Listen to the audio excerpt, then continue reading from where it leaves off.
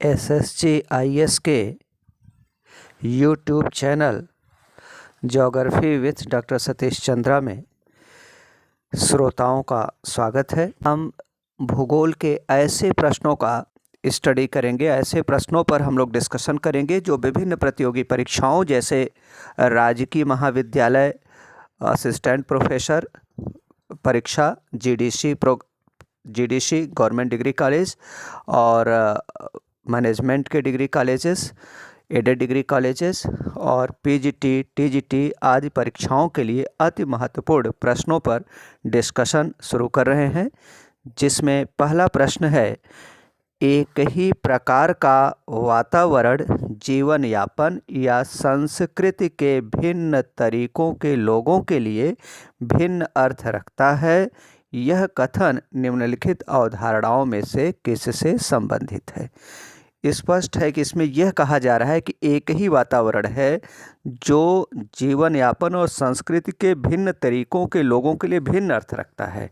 अर्थात यह निश्चयवाद का विरोध करने वाला अवधारणा है। निश्चयवाद का विरोध करने वाली अवधारणा क्या है? संभववाद की अवधारणा है। इसमें विकल्प C सही है, संभववाद। इसमें जैसे एक उदाहरण दिया जाता है कि जो किकियू जनजाति हैं, पूर्वी अफ्रीकी पठार की किकियू जनजाति और मसाई जनजाति दोनों पूर्वी अफ्रीकी पठार की जनजातियां हैं, जबकि किकियू जनजाति शाकाहारी है। वह कद्दू, छाछ इसका सेवन करती है और मक्के की रोटी, कद्दू की सब्जी यह खाना अधिक पसंद करते हैं। किकियू जनजाति के लोग शाकाहारी हैं अपने खाद्य व्यवहार में, जबकि वहीं मसाई जनजाति के लोग भी उसी भौगोलिक प्रदेश में पूर्वी अफ्रीकी पठार पर ही निवास करते हैं और वे क्या है? मांसाहार में विश्वास करते हैं। ये पशुओं का रक्तपान करते हैं और पशुओं की खाल का प्रयोग वस्त्र के रूप में करते हैं। कि मसाई जनजाति के लोग पशुओं की खाल का प्रयोग वस्त्र के रूप में करते हैं, अपने भोजन में मांसाहार का अधिक प्रयोग करते हैं, जबकि किकियू जनजाति पूर्वी अफ्रीकी पठार पर ही निवास करने वाली जनजाति है। वह कद्दू की सब्जी, मक्के की रोटी, छाछ खाना पसंद करती है और वस्त्र के रूप में जो बहुत पिछड़ी किकियू समाज के लोग हैं वो आज भी वृक्षों की छाल और उनकी पत्तियों का प्रयोग वस्त्र के रूप में अपना तन ढकने के लिए करते हैं। तो एक ही भौगोलिक प्रदेश है लेकिन भिन्न संस्कृति के लोगों के लिए भिन्न अर्थ रख रही है। यह विचारधारा संभववाद की विचारधारा है। दूसरा प्रश्न है, सूची 1 तथा को सूची 2 से सुमेलित कीजिए तथा दिए गए कोड के आधार पर सही उत्तर का चयन कीजिए। इसमें सूची 1 है batholith, A batholith, B कांग्लोमेरेट, C barchan, D पिंगो। और सूची 2 में है बालुका स्तूप, परमाफ्रास्ट, आग्नेय चट्टान और चौथा है अवसादी चट्टान। तो बैथोलिथ किससे संबंधित है? बैथोलिथ क्या है? यह इंटरनल लैंडफॉर्म है। तल के नीचे मैग्मा के विस्तृत क्षेत्रफल में निक्षेपित होने से और शीतल होकर अंडाकार रूप धारण करने से जिस स्थलाकृति का निर्माण होता है उसे बैथोलिथ कहते हैं। जबकि बैथोलिथ का जो आकार होता है वो बहुत अधिक होता है। यह सबसे विशाल क्षेत्रफल वाली ज्वालामुखी आंतरिक स्थल रूप होते हैं बैथोलिथ। तो A का संबंध 4 से है, A का संबंध 3 से है आग्नेय चट्टान से, और B है कांग्लोमेरेट। कांग्लोमेरेट का संबंध हो रहा है अवसादी चट्टानों से। कांग्लोमेरेट में क्या होता है कि ये बड़े बड़े कंकड़ पत्थर के निक्षेपित होकर के ठोस रूप धारण करने से जिन चट्टानों की उत्पत्ति होती है उन्हें कांग्लोमेरेट कहते हैं। कांग्लोमेरेट सेडिमेंट्री रॉक्स अवसादी चट्टानों का एक महत्वपूर्ण रूप है। यहाँ कांग्लोमेस्ट लिखा गया है। कांग्लोमेस्ट यह एक्चुअली अयोक का प्रश्न है, लोक सेवा आयोग उत्तर प्रदेश का जीडीसी का प्रश्न है, उनके टाइप की गलती है। सही प्रोनाउंसिएशन इसका है कांग्लोमेरेट। तीसरा विकल्प सी है बरखान। बरखान किससे संबंधित है? बरखान क्या है? यह एक प्रकार का बालू का स्तूप है, अर्धचंद्राकार नहीं बल्कि नवचंद्राकार। नवचंद्राकार बालू का स्तूपों को बरखान कहते हैं। जो क्रिसेंटिक शेप्ड सैंड ड्यून्स होते हैं उन्हें बरखान कहते हैं। मरुस्थलों में पवन के निक्षेपण क्रिया द्वारा निर्मित स्थल रूप है। पवन के निक्षेपण क्रिया द्वारा निर्मित स्थल रूप है बालू का स्तूप। एक विशेष प्रकार का बालू का स्तूप है जिसका नाम है बरखान। यह नवचंद्राकार बालू का स्तूप है। क्रिसेंटिक शेप्ड सैंड ड्यून्स को बरखान कहते हैं। तो सी को मिलाएंगे ए से, बालू का स्तूप। डी है पिंगो। पिंगो क्या होता है? पिंगो परमाफ्रास्ट से निर्मित जो स्थायी बर्फीला क्षेत्र होता है वहाँ पर पिंगो का निर्माण होता है। पिंगो में क्या होता है कि ये भूपटल के नीचे जो जल होता है वह बर्फ के रूप में उसका एकत्रण हो जाता है और उसके ऊपर की जो चट्टानें होती हैं वो टीले का रूप ले लेती हैं, जिसे पिंगो कहते हैं। तो ये परमाफ्रास्ट क्षेत्र की विशेषता है। इस प्रकार सही विकल्प इसमें क्या हो जाएगा? जो विकल्प दिया गया है सही विकल्प इसमें हो जाएगा डी वाला विकल्प सही होगा। सही विकल्प डी है। ए का 3, बी का 4, सी का 1 और डी का 2। सही विकल्प ये है इसका। बैथोलिथ मिला देंगे आग्नेय चट्टान से, कांग्लोमेरेट मिला देंगे अवसादी चट्टान से, बरखान मिला देंगे बालू का स्तूप से और पिंगो मिला देंगे परमाफ्रास्ट से। दूसरा क्वेश्चन हो गया। तीसरे क्वेश्चन की ओर हम लोग बढ़ते हैं। तीसरा क्वेश्चन है कि निम्नलिखित स्थानों में कौन दक्षिण के चेरापूंजी के नाम से जाना जाता है? विकल्प ए है सिमोगा, विकल्प बी है मौसिनराम, विकल्प सी है अगुम्बे और विकल्प डी है अम्बोली। तो इसमें देखिए जो दक्षिण का चेरापूंजी नाम से प्रसिद्ध स्थल है वह है विकल्प सी अगुम्बे। अगुम्बे क्या है? कर्नाटक राज्य का जो शिमोगा जिला है, शिमोगा जिले में ही एक स्थान है, मालनाड प्रदेश में ये पड़ेगा। कर्नाटक के शिमोगा जिले में एक स्थान है, कर्नाटक के शिमोगा जिले में एक स्थान है अगुम्बे। यह जो क्षेत्र है ग्रामीण क्षेत्र है और यहाँ बहुत अधिक वर्षा होती है। दक्षिण भारत में इस क्षेत्र में काफ़ी अधिक वर्षा होती है और इस जो अगुम्बे है यह कर्नाटक पठार पर 2725 फीट की ऊंचाई पर स्थित एक पर्यटक स्थल है अगुम्बे और यहाँ पर वर्षा की मात्रा काफ़ी अधिक होती है। इसी कारण इसे दक्षिण का चेरापूंजी या दक्षिण का अब मासिनराम भी आप कह सकते हैं। पहले इसे दक्षिण का चेरापूंजी नाम से प्रसिद्ध यह स्थान अगुम्बे है।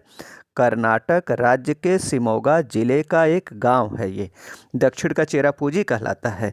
वर्तमान समय में यह नया प्रश्न बन सकता है कि दक्षिण का मासिनराम किसे कहते हैं, तब भी आप अगुम्बे ही लगाएंगे।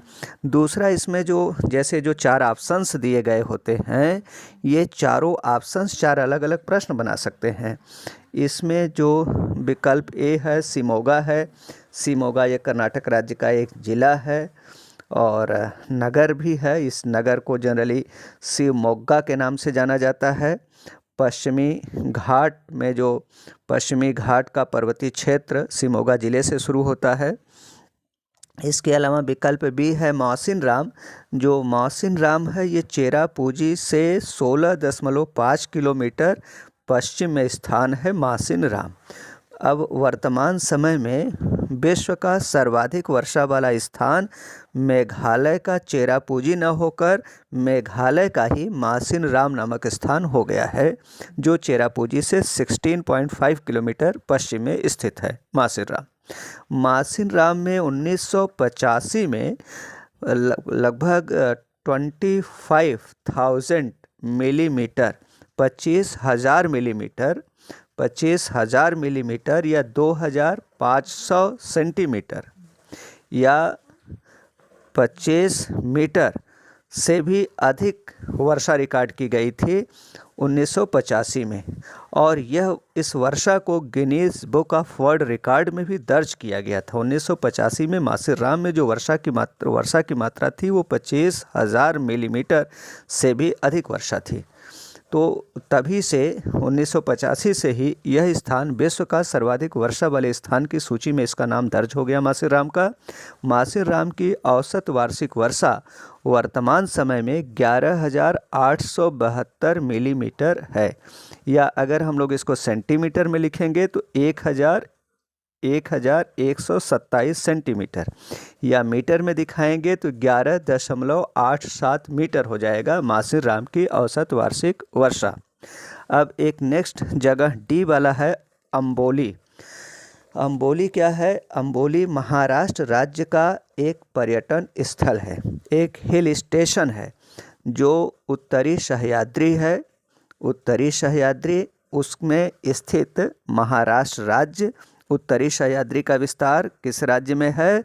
महाराष्ट्र राज्य में है उत्तरी सह्याद्री का विस्तार।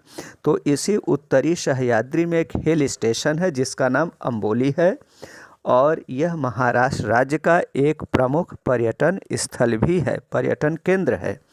और यह उत्तरी सह्याद्री कह सकते हैं, या पश्चिमी घाट पहाड़ी के उत्तरी भाग में महाराष्ट्र राज्य में पश्चिमी घाट के ढालों पर अवस्थित लगभग 2,260 फुट की ऊंचाई पर स्थित यह स्थान है। अम्बोली महाराष्ट्र राज्य का एक पर्यटन स्थल है। महाराष्ट्र राज्य का सबसे महत्वपूर्ण पर्यटन स्थल भी पूछा जा सकता है प्रतियोगी परीक्षाओं में। महाराष्ट्र राज्य का सबसे प्रमुख पर्यटन स्थल क्या है? जो महाराष्ट्र की सबसे ऊंची चोटी है कलसुबई 1,646 मीटर, कलसुबई के निकट पश्चिमी घाट के ढालों पर एक स्थान है लोनावाला। लोनावाला महाराष्ट्र राज्य का सबसे प्रमुख हिल स्टेशन है, और अम्बोली महाराष्ट्र राज्य का दूसरा प्रमुख पर्यटन स्थल है महाराष्ट्र राज्य का अम्बोली।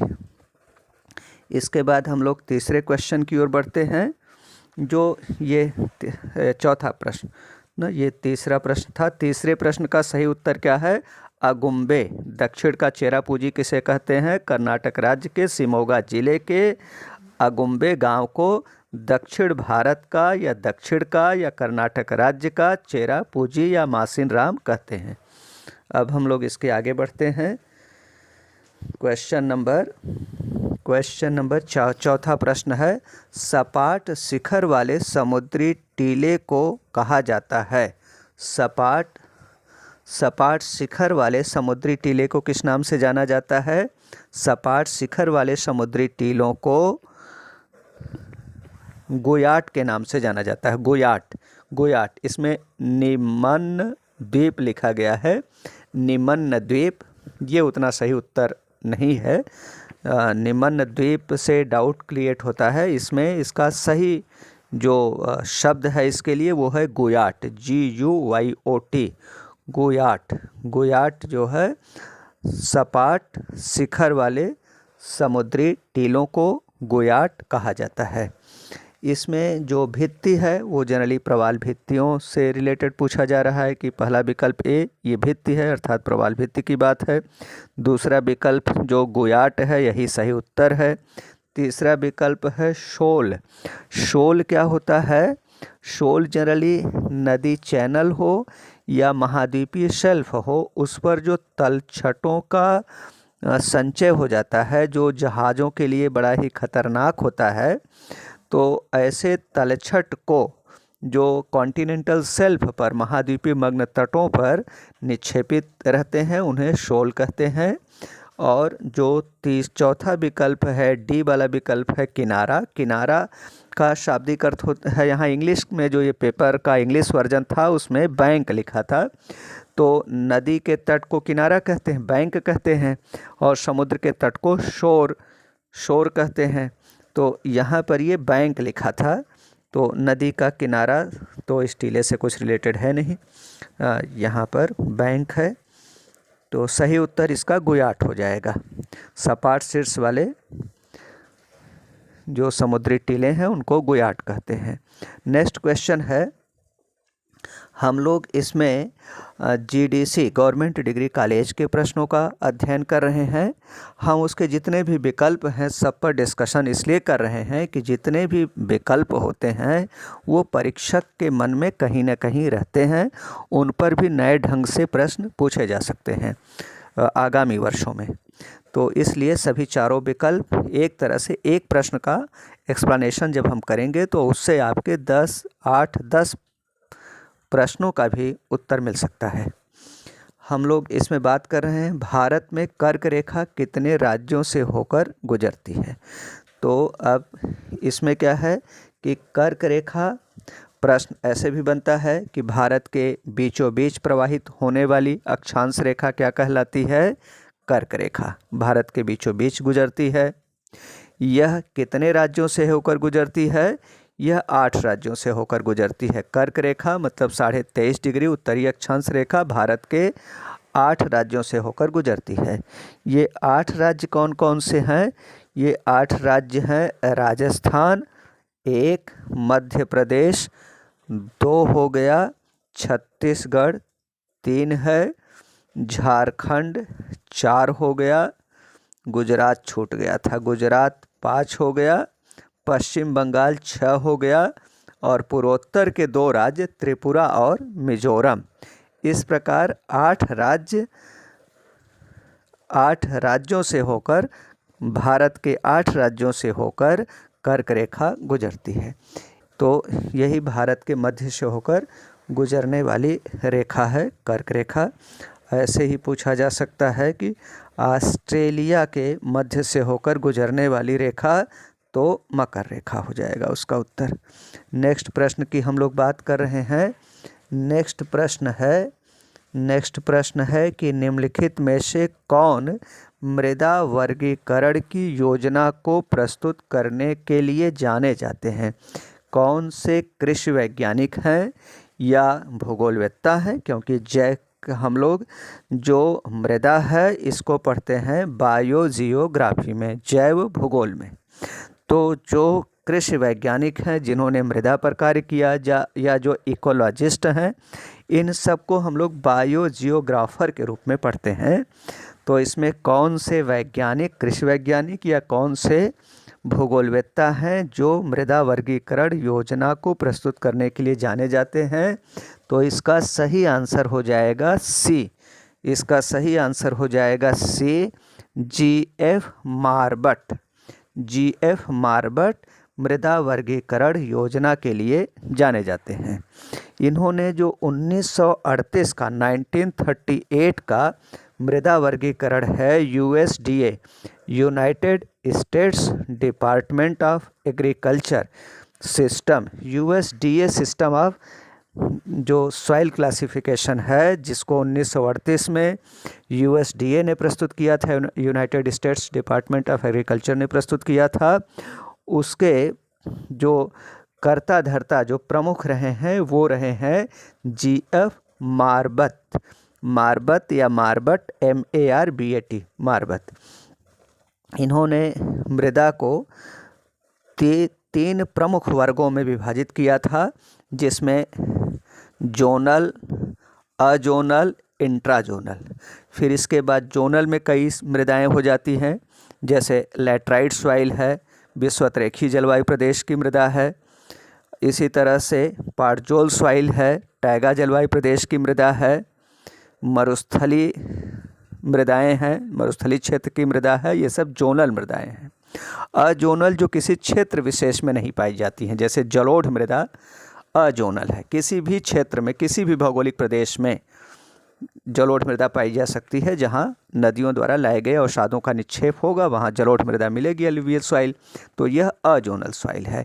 इंट्राजोनल में क्या होता है? इंट्राजोनल में हैलोमार्फिक, होलोमार्फिक और कैलोमार्फिक मृदाएं आती हैं। तो इस प्रकार इन्होंने 3 वर्गों में, और इन 3 वर्गों की जो मृदाएं थी इनको लगभग 30 प्रकारों में विभाजित किया था ये जीएफ मारवत महोदय ने। इसके अलावा जो जेपी ग्राइम हैं, ये एक इकोलॉजिस्ट हैं। मृदा वर्गीकरण में इनका कोई योगदान नहीं था। डीआर क्रेस्टर का भी मृदा वर्गीकरण में कोई योगदान नहीं रहा है, और डीएफ फ्रेशर का भी मृदा वर्गीकरण में कोई योगदान नहीं रहा है। जो डीआर क्रेस्टर हैं, डीआर क्रेस्टर ये अमेरिकन ज्योग्राफिकल सोसाइटी के सदस्य थे। D R Crester member of American Geographical Society रहे हैं, लेकिन मृदा वर्गीकरण में इनका योगदान नहीं है। नेक्स्ट क्वेश्चन हम लोग डिस्कस कर रहे हैं, जो assistant professor government degree college में आए हुए प्रश्न हैं। यह प्रश्न है, किसकी राय में भूगोल एक क्षेत्र वर्णनी विज्ञान है? किसकी राय में भूगोल एक क्षेत्र वर्णनी विज्ञान है? तो इसका सही आंसर, इसमें विकल्प ए है आर हार्टशोर्न, विकल्प बी है टॉलमी, विकल्प सी है हेटनर और विकल्प डी है वारेनियस। तो सही विकल्प इसका होगा सी, हेटनर। हेटनर ने भूगोल को परिभाषित करते हुए कहा कि भूगोल एक क्षेत्र वर्णनी विज्ञान है। हेटनर ने भूगोल को परिभाषित करते हुए कहा कि भूगोल क्या है? भूगोल सामान्य भूविज्ञान नहीं है। हेटनर का स्टेटमेंट था, ए हेटनर का, कि भूगोल सामान्य भूविज्ञान जियोलॉजी नहीं है, वरन पृथ्वी तल का क्षेत्रीय विज्ञान है। कोरोलॉजिकल साइंस कहा है, जियोग्राफी एज अ कोरोलॉजिकल साइंस, ये स्टेटमेंट हेटनर का है। हेटनर को उनकी जो प्रसिद्धि मिली है वो भौगोलिक विधि तंत्र के विकास में हेटनर को अधिक महत्व मिला है। हेटनर रैटजेल और रिचथॉफेन दोनों के शिष्य थे। ये भी प्रश्न पूछा जा सकता है रैटजेल पर कि कौन भूगोलवेत्ता रैटजेल और रिचथॉफेन दोनों का शिष्य था? तो इसका उत्तर भी हेटनर होगा। इसका उत्तर भी हेटनर होगा। हेटनर की जो विचारधारा रही है उसमें इन्होंने कॉन्सेप्ट ऑफ एरियल डिफ्रेंसिएशन इन्होंने दिया है, क्षेत्रीय भिन्नता की संकल्पना हेटनर ने दिया है। हेटनर ने भौतिक भूगोल और मानव भूगोल, भूगोल को 2 वर्गों में विभाजित किया है। भूगोल के 2 शाखाएं बताया है, भौतिक भूगोल और मानव भूगोल। हेटनर ने सामान्य और विशिष्ट भूगोल, भूगोल में जो द्वैतवाद की अवधारणा आगे बढ़ी थी उसमें इन्होंने भूगोल को 2 भागों में विभाजित माना है, जनरल एंड स्पेशल जियोग्राफी, सामान्य भूगोल और विशिष्ट भूगोल। हेटनर ने कहा है। हार्टशोर्न जो हैं इन पर प्रश्न आता है, इनकी पुस्तकों पर आता है हार्टशोर्न पर। ये अमेरिकी भूगोलवेत्ता हैं हार्टशोर्न, और इनकी दो प्रसिद्ध कृतियां हैं। एक तो है द नेचर ऑफ जियोग्राफी और दूसरा perspective on the nature of geography. ये 2 किताबें हैं, एक 1939 में लिखी गई, दूसरा 1959 में लिखी गई। पहली जो द नेचर ऑफ जियोग्राफी है वो 1939 में इन्होंने पब्लिश किया, लिखा तो और पहले पब्लिश किया, और दूसरी perspective on the nature of geography ये 1959 में पब्लिश हुई। तो ये जो हार्टशोर्न है, इन पर ये 2 प्रश्नों पर इनके पुस्तकें पूछी जाती है। अमेरिकी भूगोलवेत्ता हैं और इन्होंने एक सेंटेंस इसका है कि सभ्यताओं का विकास जो होता है वो शीतोष्ण जलवायु के क्षेत्रों में हुआ है, और जो उष्णकटिबंधीय जलवायु के क्षेत्र हैं वहाँ के लोग असभ्य होते हैं, और शीतोष्ण जलवायु के लोग जब उष्णकटिबंधीय जलवायु के क्षेत्रों में आते हैं तब वो सभ्य हो जाते हैं। अर्थात शीतोष्ण कटिबंध के लोग उष्ण या उपोष्णकटिबंधीय क्षेत्रों में जब पहुँचते हैं तो उष्ण और उपोष्णकटिबंधीय क्षेत्रों को लोगों को सभ्य बनाने का कार्य किया है, क्योंकि सभ्यताओं का विकास शीतोष्ण जलवायु के क्षेत्रों में होता है। यह विचारधारा हर्षोन की रही है, जो बहुत ही चर्चित रही है। इसके बाद हम लोग बात कर रहे हैं टॉलमी की। टॉलमी जो थे, इनकी जो टॉलमी जो थे रोमन भूगोलवेत्ता हैं, रोमन भूगोलवेत्ता टॉलमी। और टॉलमी का जो महत्व है ज़्यादा करके इनकी पुस्तकों के लिए है द आउटलाइन ऑफ ज्योग्राफी। इनकी एक पुस्तक है द आउटलाइन ऑफ ज्योग्राफी, दूसरी पुस्तक इनकी है अलमगस्त या अलमागस्त। और इन्होंने 2 प्रमुख पुस्तकों की रचना, इनकी जो प्रमुख पुस्तकें हैं यही है द अलमागस्त और द आउटलाइन ऑफ ज्योग्राफी। लेकिन एक पुस्तक और आजकल पूछ ली जाती है, नेट जेआरएफ में प्रश्न पूछा गया है, गाइड टू ज्योग्राफी किसने लिखा और कितने पार्ट्स में लिखा। तो गाइड टू ज्योग्राफी भी टॉलमी की पुस्तक है, गाइड टू ज्योग्राफी, और ये 8 पार्ट्स में है, 8 भागों में है ये। और इसे ज्योग्राफी का एक ऐसा ग्रंथ है गाइड टू ज्योग्राफी जिसे विश्व का प्रथम भौगोलिक गजेटियर के नाम से जाना जाता है। ये भी प्रश्न आपकी परीक्षाओं में पूछा गया है, नेट जेआरएफ में, जो यूजीसी कराती है नेट जेआरएफ की परीक्षा, उसमें पूछा जाता है विश्व का प्रथम भौगोलिक गजेटियर किसे माना जाता है। तो गाइड टू ज्योग्राफी को माना जाता है, जो टॉलमी की पुस्तक है, 8 पार्ट्स में है ये। टॉलमी ने ही सर्वप्रथम मानचित्र में बंगाल की खाड़ी को अंकित किया था। टॉलमी ने वोल्गा नदी को मानचित्र पर दिखाया। और टॉलमी शंक्वाकार प्रक्षेप पर इन्होंने काम किया है, अक्षांश देशांतर पर कार्य किया है इन्होंने, विश्व मानचित्र को खींचने का इन्होंने काफ़ी सफल प्रयास किया है। इसके बाद हम लोग बात कर रहे हैं वारेनियस की। तो जो वारेनियस हैं, पूरा नाम इनका है बर्नहार्ड वारेनियस। बर्नहार्ड, ऐसा लग रहा है नाम इनका है बहुत अच्छे से जला हुआ इंसान। इनकी जो पहली पुस्तक है बर्नहार्ड वारेनियस की, वह है जापान और श्याम। श्याम मतलब जापान और श्याम का भौगोलिक वर्णन, इन्होंने एक पुस्तक लिखा है।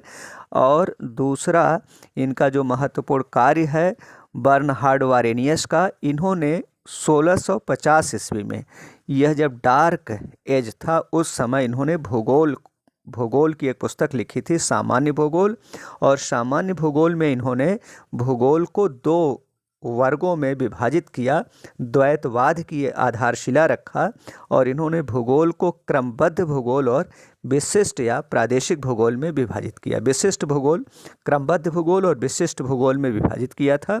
इन्हीं का विशिष्ट भूगोल आगे चल करके प्रादेशिक भूगोल में कन्वर्ट हो गया। नेक्स्ट है कि अभिष्ट जनसंख्या मॉडल के प्रवर्तक कौन थे। अभिष्ट जनसंख्या मॉडल, तो अभिष्ट जनसंख्या मॉडल या अनुकूलतम जनसंख्या मॉडल, नहीं यहाँ सेंस है अनुकूलतम जनसंख्या मॉडल। अभिष्ट जनसंख्या मॉडल का सेंस है अनुकूलतम जनसंख्या मॉडल। तो अनुकूलतम जनसंख्या मॉडल के जो प्रतिपादक हैं वो तो हैं एडविन कैनन या केनन। जनसंख्या मॉडल जो अनुकूलतम जनसंख्या सिद्धांत या अभिष्ट जनसंख्या मॉडल एडविन केनन ने दिया है। लेकिन एडविन केनन इस विकल्प में है नहीं, विकल्प में है कार्ल सैंडर्स, जॉर्ज एम वुडवेल हैं, वारेन थॉमसन हैं, रॉबर्ट बायड हैं। तो अनुकूलतम जनसंख्या की दिशा में अन्य जिस भूगोलवेत्ता ने इस 4 भूगोलवेत्ताओं में जिन्होंने कार्य किया है वो है कार्ल सैंडर्स।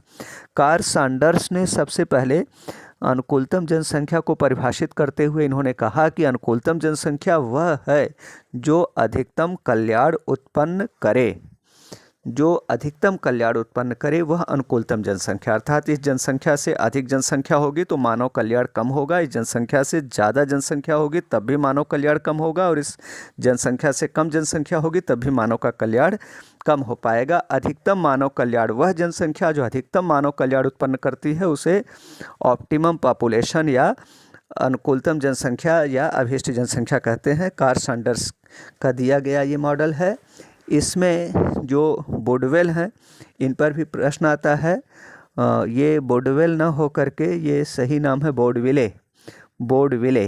बोर्डविले हम लोग इसको प्रोनाउंसिएट करते हैं। इन्होंने सर्वप्रथम ग्रोथ सेंटर थियरी दिया है। सबसे पहले पेरॉक्स हैं, पेरॉक्स ने दिया है वृद्धि ध्रुव सिद्धांत, ग्रोथ पोल थियरी। ये भी बहुत पूछा जाता है कि ग्रोथ पोल थियरी किसने दिया, तो पेरॉक्स ने दिया है। और ग्रोथ पोल थियरी का विकास जो हुआ वो बहुत ही कम हुआ है। आर्थिक क्षेत्र में इन्होंने कहा कि जो ग्रोथ पोल होता है उसका विकास असमान होता है, वह ध्रुव अथवा बिंदु पर गहनता से विकास प्रारंभ करने की बात इन्होंने कहा है। आर्थिक क्षेत्र में एक केंद्र होता है जिसे इन्होंने ध्रुव कहा। और क्रिस्टोलर और लास ने पेरॉक्स के विचारों में अपनी समानता बताई है। बाद में क्या हुआ कि बोर्डविले ने इसी जो पेरॉक्स का ग्रोथ पोल थियरी था उसमें मॉडिफिकेशन किया और ग्रोथ सेंटर थियरी दिया। ग्रोथ सेंटर थियरी, वृद्धि केंद्र सिद्धांत बोर्डविले का है। हम लोग यहाँ बोर्डविले की बात करते हैं, प्रश्न का उत्तर अगर हम खींचेंगे तो बहुत ज़्यादा हो जाएगा। और फिर इसके बाद थॉमसन की बात करते हैं। थॉमसन ने जनांकिकी संक्रमण सिद्धांत दिया था। 1929 में थॉमसन ने जनांकिकी संक्रमण सिद्धांत दिया और बाद में 1945 में जनांकिकी संक्रमण सिद्धांत, डेमोग्राफिक ट्रांजिशन थियरी को बहुत ही 4 अवस्थाओं में विभाजित किया और उसको अपडेट, काफ़ी अद्यतन रूप दिया नोटेस्टीन ने। तो जनांकिकी संक्रमण सिद्धांत का प्रतिपादक कौन था, तो थॉमसन तथा नोटेस्टीन दोनों के एक साथ माना जाता है। जबकि अगर थॉमसन नहीं है, अधिकांश प्रश्नों में देखा जाता है विकल्प में थॉमसन नहीं रहते हैं, नोटेस्टीन रहते हैं, सही उत्तर नोटेस्टीन ही लगाएंगे। अगर थॉमसन और नोटेस्टीन दोनों हैं तब भी ज़्यादा उपयुक्त उत्तर नोटेस्टीन होगा कि जनांकिकी संक्रमण सिद्धांत किसने दिया, तब आप नोटेस्टीन लगाएंगे। थॉमसन ने शुरुआत किया था 1929 में इसको। जो जनांकिकी संक्रमण सिद्धांत है उसका काफ़ी डिटेल वर्णन किया है नोटेस्टीन ने 1945 में। जनांकिकी संक्रमण सिद्धांत की 4 अवस्थाएं बताई है। अधिकांश भूगोलवेत्ता इसी विचार से सहमत हैं। तो हम लोग बात कर रहे थे थॉमसन की। इसके बाद हैं चौथे विकल्प में कौन है, बॉयड है। बॉयड कोई महत्वपूर्ण भूगोलवेत्ता नहीं है। फिर नेक्स्ट क्वेश्चन है कि क्रिस्टालर के केंद्र स्थल सिद्धांत में, क्रिस्टालर के केंद्रीय स्थल सिद्धांत में प्रशासनिक नियम संदर्भित करता है। तो K=3 यह बाजार नियम है, K=4 यह परिवहन का नियम है, K=7 यह प्रशासनिक नियम है, K=7 प्रशासनिक नियम है। K=9 अगर देखा जाए तो 9 3 से कटता है, इसलिए K=9 भी बाजार से संबंधित नियम होगा। और जो प्रश्न दिया गया है कि क्रिस्टालर के केंद्र स्थल सिद्धांत में प्रशासनिक नियम किसको संदर्भित करता है, तो K=7 को संदर्भित करता है। यह एक महत्वपूर्ण प्रश्न है, अक्सर परीक्षाओं में पूछा जाता है।